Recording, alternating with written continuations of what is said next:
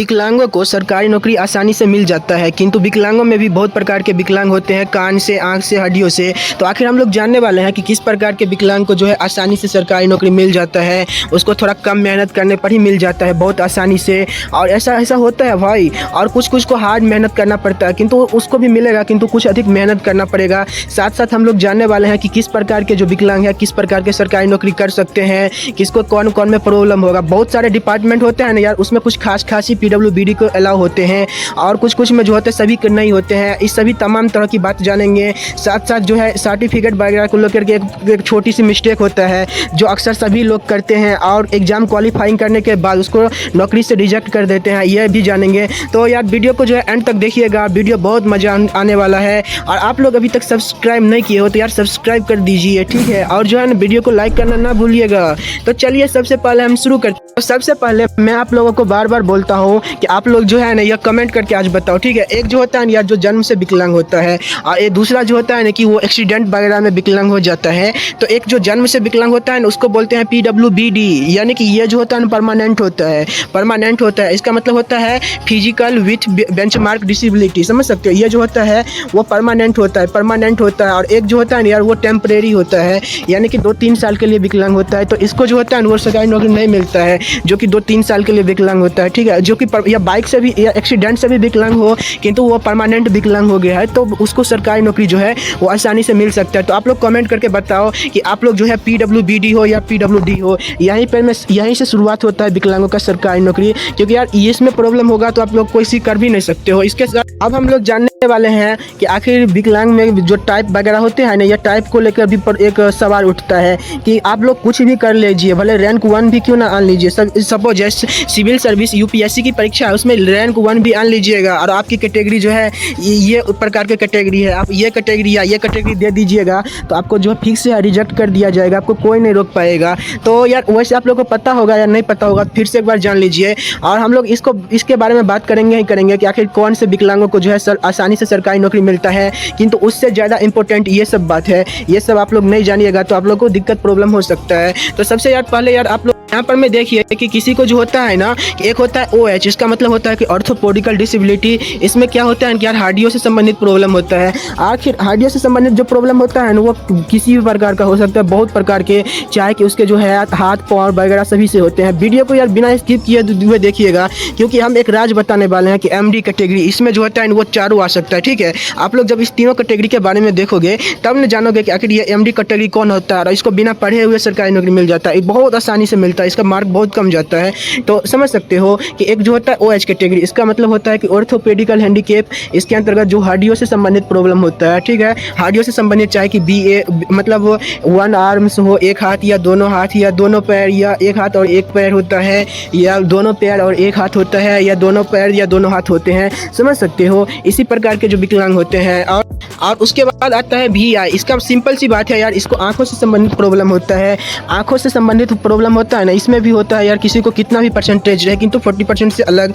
HH का मतलब simple सी बात है कि हार्ड हेयरिंग से संबंधित प्रॉब्लम होगा, जिसको सुनने वगैरह से प्रॉब्लम होगा। और MD का मतलब होता है, यहाँ पर मैं एक समझने वाली बात है कि इसमें जो है ना मल्टीपल डिसेबिलिटी होता है। कहने का मतलब कोई जो विकलांग व्यक्ति है, किसी को इस पर में से कोई भी प्रकार की विकलांगता हो और इस प्रकार का विकलांगता हो, यानी कि ये प्लस ये दोनों जो मैच कर जाता है, यानी कि किसी को जो एक से अधिक विकलांगता होता है तो उसको बोलते हैं MD कैटेगरी। इसीलिए मैं आपको बोल रहा था कि वीडियो को जो है बिना स्किप किए हुए देखिए। समझ सकते हो कि अगर एक से अधिक प्रकार की विकलांगता है ना तो उसको बोलते हैं MD कैटेगरी। इसको बहुत आसानी से सरकारी नौकरी मिल जाता है। अब हम लोग जानने वाले हैं फाइनली कि आखिर किस प्रकार के कैंडिडेट को, किस प्रकार के विकलांग कैटेगरी को आसानी से सरकारी नौकरी मिल जाता है और किसको थोड़ा बहुत मेहनत करना पड़ता है। और इसके बाद हम लोग यह भी जानेंगे कि विकलांगों के टाइप के आधार पर में उसके लिए सबसे बेस्ट विभाग कौन सी होती है, कि आंख वगैरह से प्रॉब्लम होता है किसी को, हाथ वगैरह से, इसके लिए सबसे बेस्ट विभाग कौन सी होती है। तो सबसे पहले हम लोग बात करते हैं इसको लेकर के, हड्डियों से संबंधित प्रॉब्लम वालों को लेकर के। यार इसके हड्डियों से संबंधित प्रॉब्लम क्या है, उसका किसी भी प्रकार के प्रॉब्लम हो, हाथ से या पैर से ही मुख्यतः होता है, किंतु हड्डियों से संबंधित किसी भी प्रकार का प्रॉब्लम हो, सपोज किसी का पीठ का भी हड्डी होता है ना, या किसी भी प्रकार का, तो यार इस लोगों के लिए जो होता है ना वो थोड़ा बहुत फाइट करना पड़ता है, समझ सकते हो।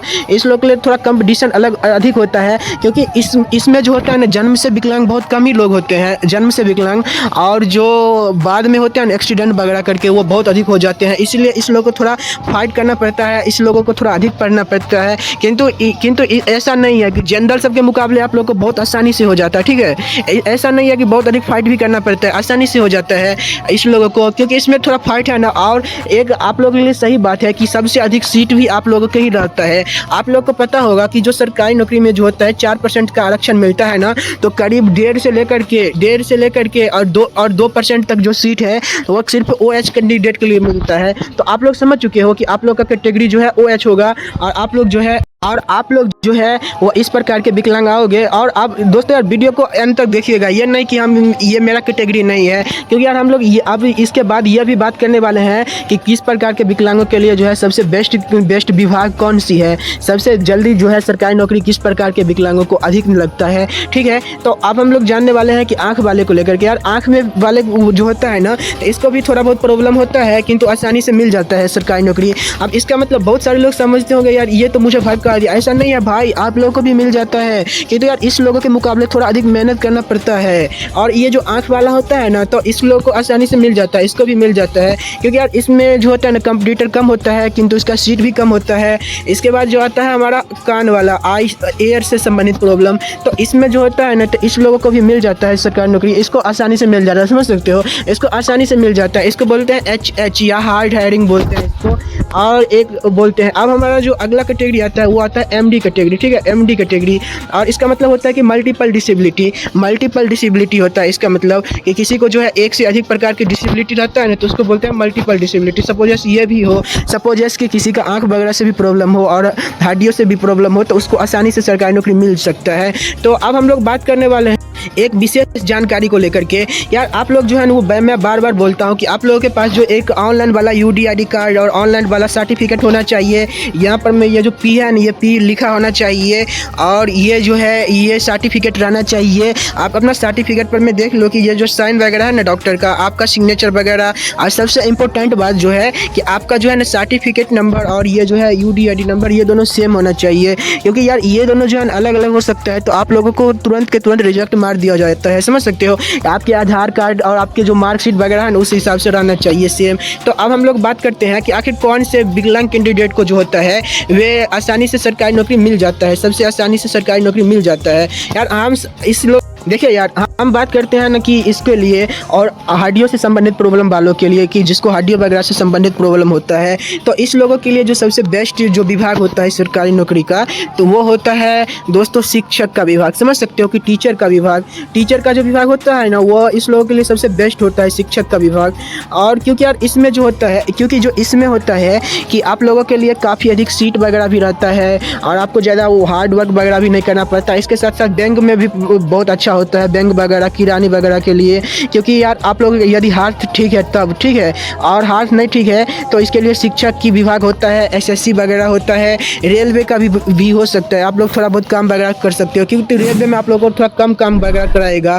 आँख वाले के लिए भी जो होता है उस शिक्षक के लिए बेस्ट होता है, रेलवे वगैरह के लिए भी हो सकता है। कुल मिलाकर के जो है ना तीनों प्रकार के डिसेबल्ड के लिए जो होता है सबसे बेस्ट जो विभाग होता है वो होता है शिक्षक का विभाग। सबसे बेस्ट कौन विभाग होता है? वो होता है शिक्षक का विभाग। और शिक्षक में ही जो होता है ना वो सबसे जो होता है वो विकलांगों के लिए बेस्ट होता है। सब्सक्राइब करके, लाइक करके चैनल को सब्सक्राइब कर दीजिए। मिलते हैं, बाय।